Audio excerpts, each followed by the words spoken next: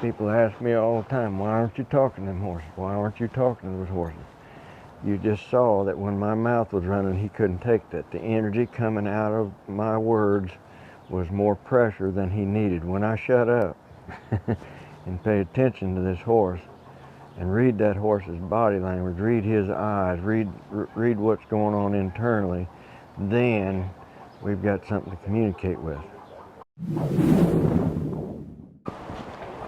Dennis here with Capital Training and Shoeing. I got all kind of utensils with me here this morning because we've got a weanling Gypsy that had a less than stellar experience of getting some blood drawn on him and started developing a little bit of reactive behavior to that, and so now he's a little bit cautious about anybody coming around him. And so the halter just barely got on him, and he's not.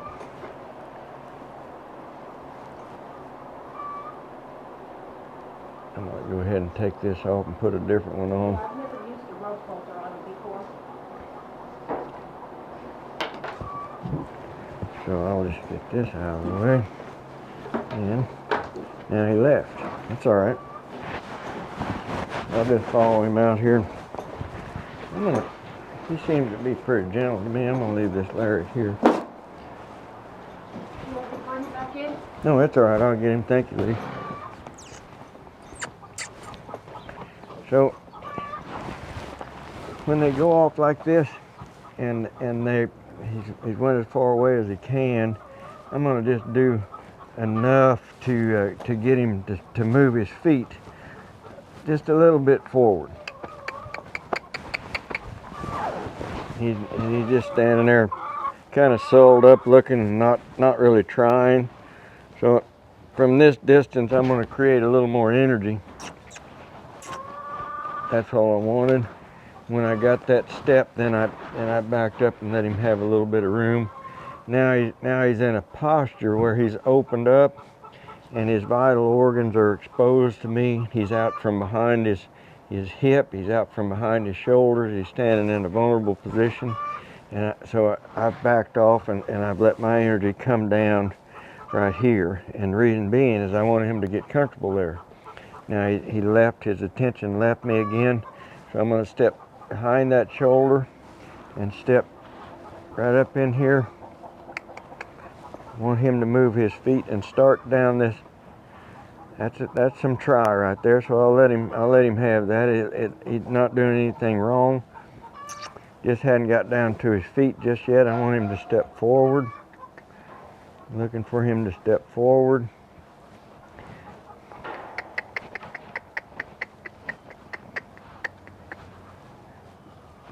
Bracing back up into me. He's got his hip dropped on me. There was a big change right there. The first thing that he did when I went to him was he dropped that hip in against the pressure that he was feeling, which is a normal response from any horse. He's just protecting himself. That's when if you miss that sign, that's where you'll get kicked. So and then he left. He changed sides on me. I'm gonna set it up again. I set it up again, I mean he's feeling pressure. He's got his head down, he's hoping I'll go away, moved his feet, but he's still not honoring my presence. If I crowd too hard right there, he might try to go over the back fence, but I feel like I've got to put enough pressure on him there that he starts seeking a relief. Now he left. I'll go back to him. I'm probably 15-20 feet away from him. Every time he gives me that, I'm that being his attention, full attention. He gave me his attention out of his left eye. Now he took it back, so I'll step up here and ask for it again. There it is, back. Ears are starting to work. These are signs of a horse that is starting to think. eye softened up there just a little bit. That's a pretty nice change.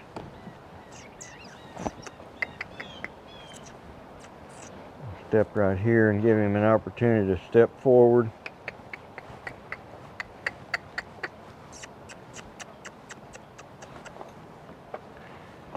Very good.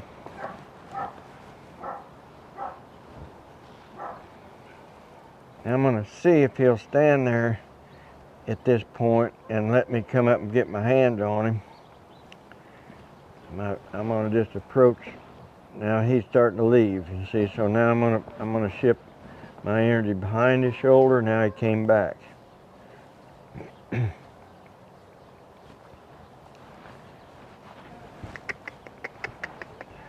Backing away, turning away, wrong choice, so I'll keep a little pressure on that. There's the relief point.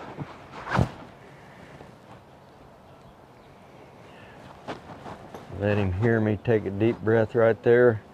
I backed up to get in front of his shoulder because I didn't want him just running down the hallway, down the aisleway there and to escape.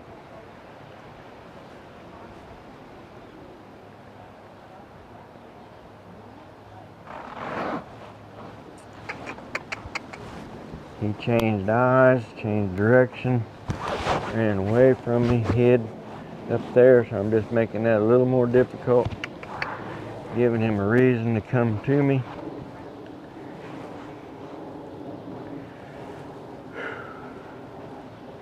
Let him hear that deep breath.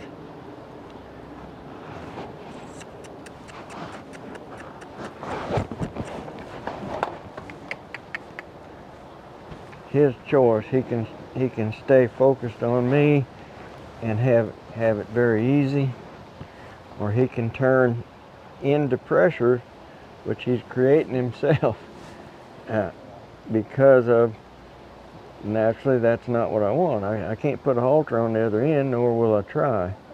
So when he presents his hind end to me, I've got to convince him in the best way that I know how to do that that's not what we want, by letting him experience the pressure that comes from it. When he does present himself front on, he changed eyes and now he's hiding in the corner again. I'll get him to step forward. He's a bit braced on me with his rib cage and his hip. Wrong choice.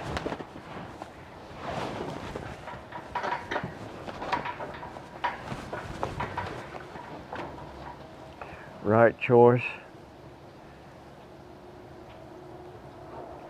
Nice deep breath right there. Now the reason that I stayed up in there that time instead of backing away was he needs, every time I'm walking to him right now, he's taking that as too much pressure and he's just walking away, turning away. So that time I put a little more pressure on him, being away from me. And when he made the right choice, I didn't immediately leave. I stayed right there so that he can start to experience me being close to his front end.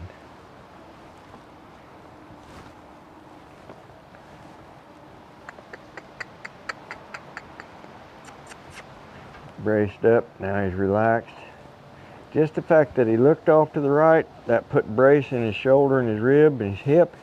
When he looked to the left, that softened him on this side, and he's in a position where he's more comfortable. I didn't have to do anything but just present myself here and wait, and he put him through pressure and relief with me just standing here. Take another step. No change in his response, so he's accepting my pressure as I approach here. Let him just wear this pressure. That's why when I hold that pressure in there, he's even coming towards me, which his perception of me is changing as I speak here, and he's getting more comfortable with me, so he was able to let down. The pressure was relieved in his own mind and in his perception. No more than that, because I didn't change what I was doing. I just presented myself. I'll do that again. Now where I'm presenting myself is important. I'm presenting myself in a position right here that my energy is behind his shoulder, and his relief point is to come up and around that energy to his left.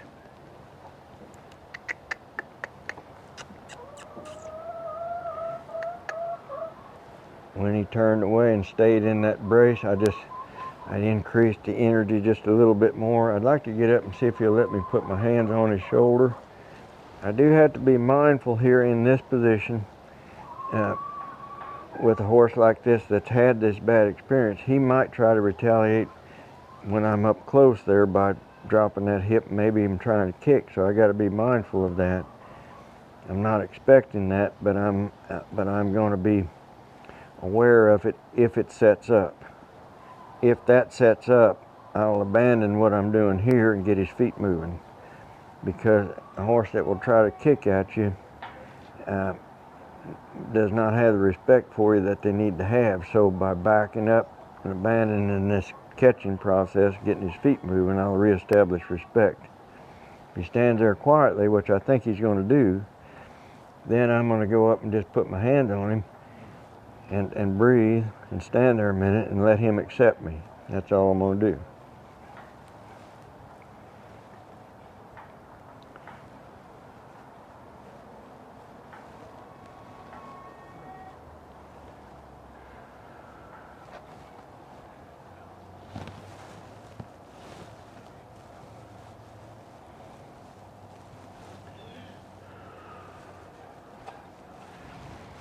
Now I'm going to leave. In my opinion, it would have been wrong on my part to try to put a halter on him as soon as I got there. I would have been lying to him. I set it up, and I told him the whole time I was doing it, not with words, but with my physical action. I told him, you stand quiet and everything's going to be all right. You stand quiet and everything's going to be all right. The last thing he wants is for this thing to go on his head. So I've got to let him present himself to me and sort of give me permission to put this halter on. That's what I'm looking for here.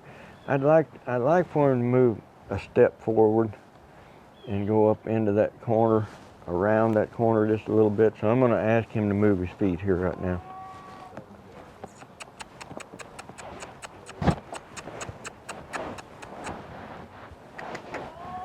Very good.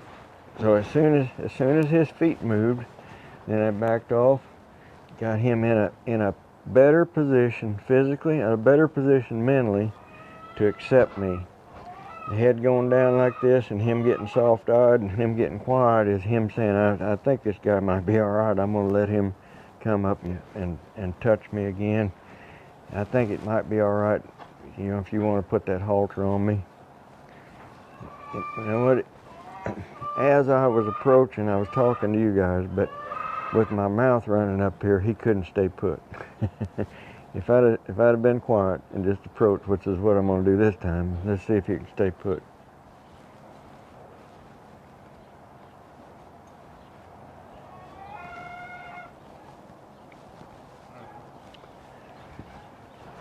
People ask me all the time, why aren't you talking to them horses? Why aren't you talking to those horses? You just saw that when my mouth was running, he couldn't take that. The energy coming out of my words was more pressure than he needed. When I shut up and pay attention to this horse and read that horse's body language, read his eyes, read what's going on internally, then we've got something to communicate with. Stock dogs, when they get unsure of themselves, start barking. A horseman, when he's unsure of himself, is talking. Got that mouth running all the time. Who's it to calm down? It's the mouth is running to calm the person. When you move with confidence, you move with deliberate purpose, you're speaking the language that the horse understands. They're never going to understand English, so why try to make them? Or German or Spanish, whatever language you speak, the horse is never going to understand that. But they will understand breathing, they'll understand deliberate movement, and they'll understand how you present yourself physically, how you present yourself emotionally, the state of mind that you're in when you approach them. All of this is important.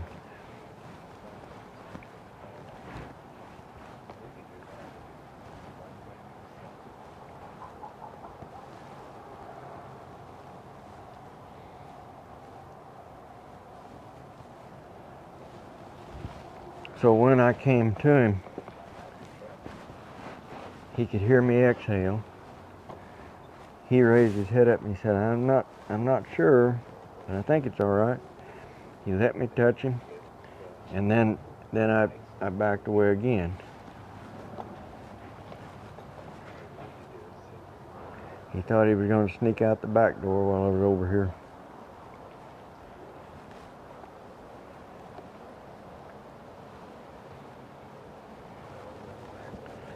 And let's see what.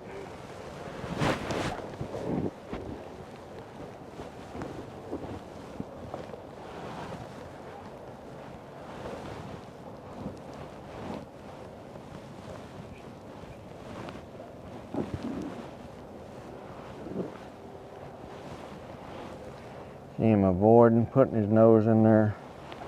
I just set it up and let him put his nose in there. Now I'm going to take it off and leave him alone. So each time I go to him and I don't catch him, I should be setting the stage up to make it easier to catch him. I'm not sneaking up on him. You know, that don't work. So we're going to use this in plain sight, not spring something on him. We maybe could use this as a brush. He don't know it ain't a brush.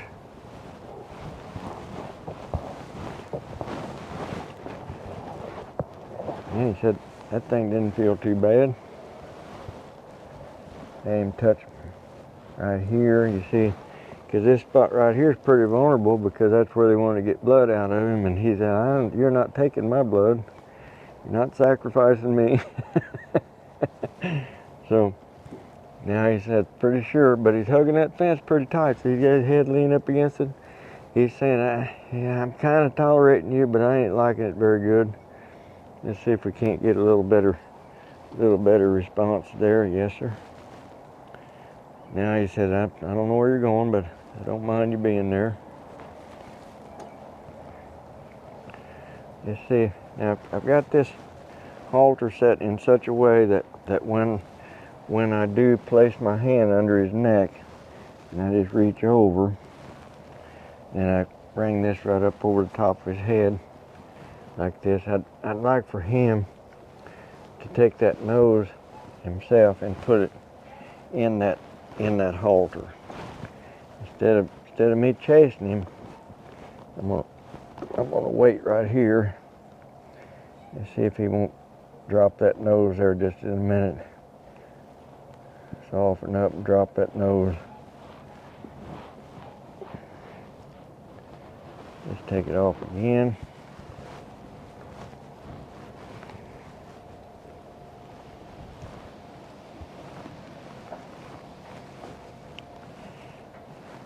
He can't see right underneath his nose, but he can feel. I just touched him with my fingers just right over here, right on top of his jaw, to get him to look this way. Okay? So he's not going to hold his head up. See him drop his head? Him sniffing the rope.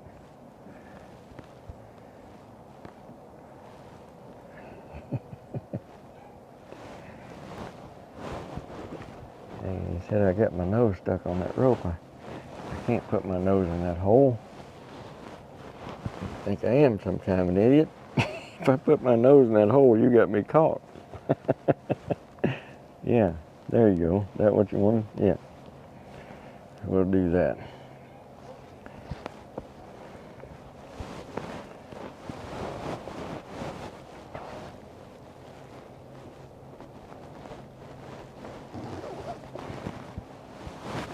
Now then, another lie to him would be to just start pulling on that rope.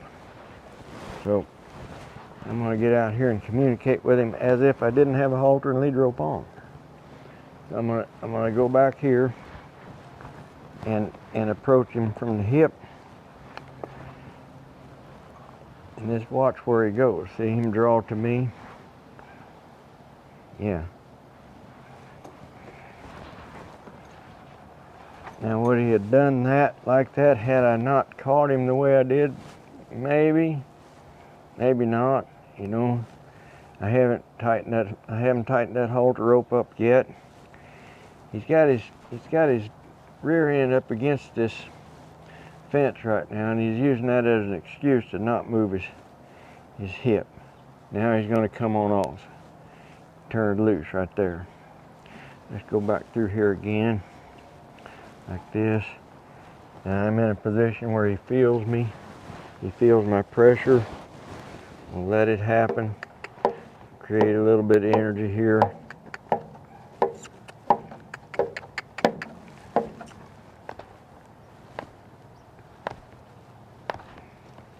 Raising the bar just a little bit. He heard that noise. He knew where he could go to find that relief, and he said, I don't know, I think I can just hang out right here. I don't have to do everything this guy wants me to do. But every time I've done what this guy wanted me to do, you know what? I've gotten out of work. I've gotten to feel pretty good. I still have not touched his head with that halter. I'm going to change sides this time. I'll go out of his left eye into his right eye. Step up there, and he let me pass right there. Now I'll block his side off so I can get back here. And then I'll take that block away and step back here. Wait on him just a little bit. See, now he's bringing his mind, but he's still stuck back here in the hip. So let's put a little pressure on back here in the hip.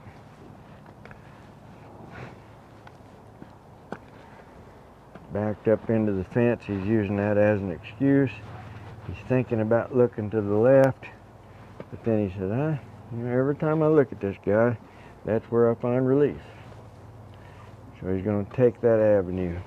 Still hasn't moved his hip though, so let's go back here and tap on the fence this time. He hears that, feels the pressure, made the wrong choice. There's the right choice.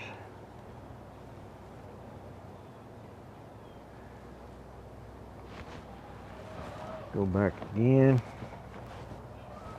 Every move I make is very deliberate, and everything I ask this horse to do is very deliberate. He can find his way off of pressure.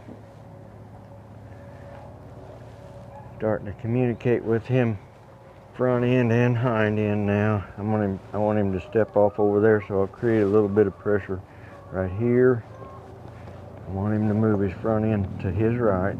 I want him to move his front end to the right. He's going to get in that water. Being careful. There, right there. Now move your hip. Now move your hip. There. Now let me walk down this fence. Let's move your front end over again that way. Move that front end away. There, yielded to the pressure. I'm going to ask him to walk right down this fence right now.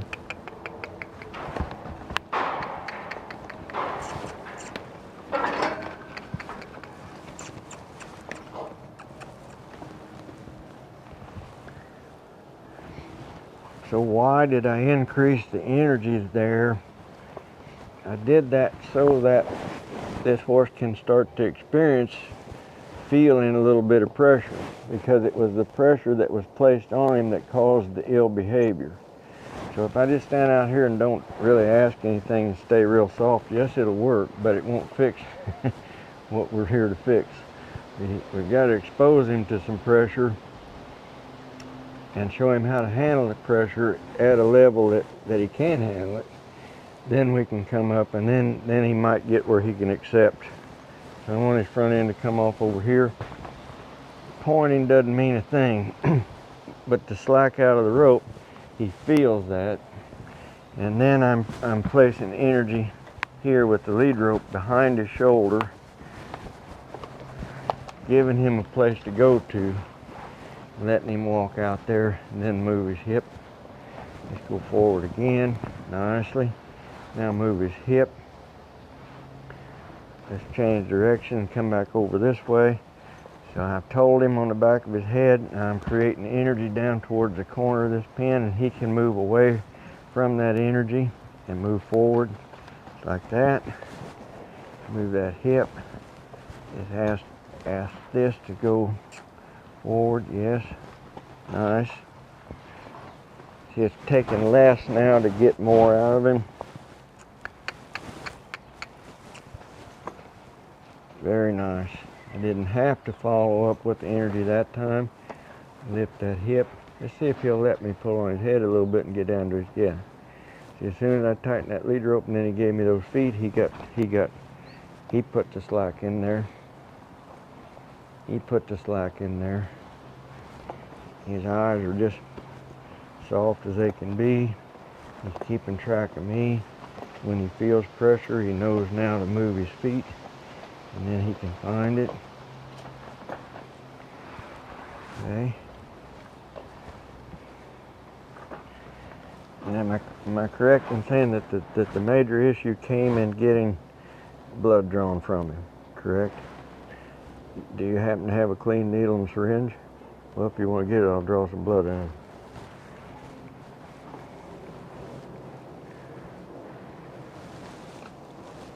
It's been a while. We're waiting on that to show up. We'll just spend a little time here with him and get him comfortable with me touching him, no matter where we go, no matter what we do. I'm gonna hold that vein here and let him feel that when I put my thumb there to get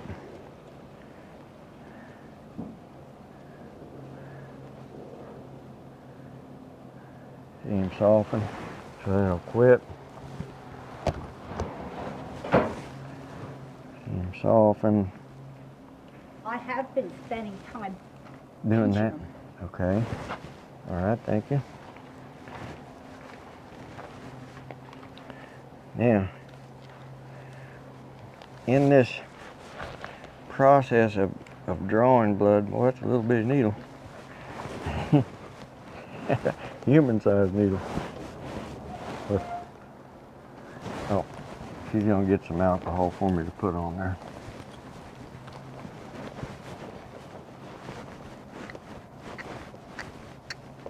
I'm pushing on him here to get him to move his feet back. I'm just moving his head back and forth, back and forth. He's braced up into me with his shoulder. He needs to get down to his feet. There. Okay, if I hadn't, you got some alcohol there. If I hadn't stayed there with him until it got down to his feet, then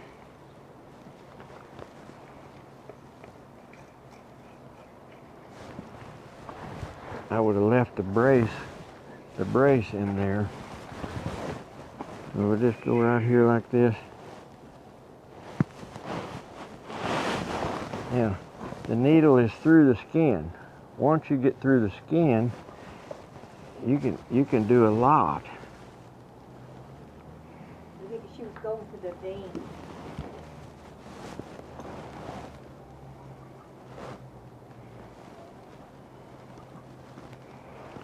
There's your syringe full of blood with no effort. Oh my gosh, that's Okay. too funny.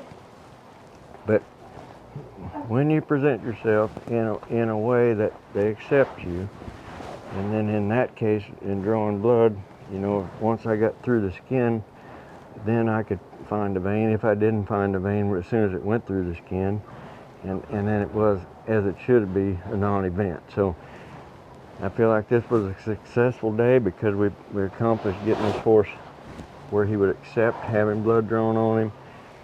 We showed him that a strange human could come to him and it did not have to be a fight. And you can see in his eye that he's very comfortable with it. So thank you very much.